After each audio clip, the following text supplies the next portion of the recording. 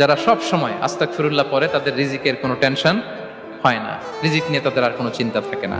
আল্লাহ নবী নূহ আলাইহিস সালাম যিনি ওনার জাতিগোষ্ঠীকে বলেছিলেন ফাকুলতু আস্তাগফিরু রাব্বাকুম ইন্নাহু কানা গাফফারা, তোমরা বেশি বেশি ইস্তেগফার পড়ো, তিনি ক্ষমাশীল।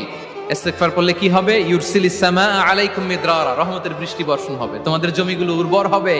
ওয়া ইউমদিদুকুম বিআমওয়ালি ওয়া বানিন, আল্লাহ তাআলা তোমাদেরকে সম্পদে বারাকা দিবেন, সন্তানে বারাকা দিবেন। ওয়া ইয়াজআল লাকুম জান্নাতিন ওয়া ইয়াজআল লাকুম আনহারা, তোমাদের ফসল ক্ষেতগুলো সবুজ শ্যামল হয়ে ভরপুর হবে, তোমাদের রিজিকে বারাকা নেমে আসবে।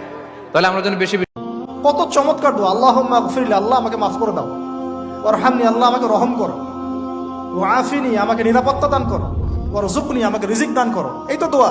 যারা সব সময় আস্তাগফিরুল্লাহ পড়ে তাদের রিজিকের কোনো টেনশন হয় না, রিজিক নিয়ে তাদের আর কোনো চিন্তা থাকে না। আল্লাহ নবী নূহ আলাইহিস সালাম যিনি ওনার জাতিগোষ্ঠীকে বলেছিলেন ফাকুলতু আস্তাগফিরু রাব্বাকুম ইন্নাহু কানা গাফফারা।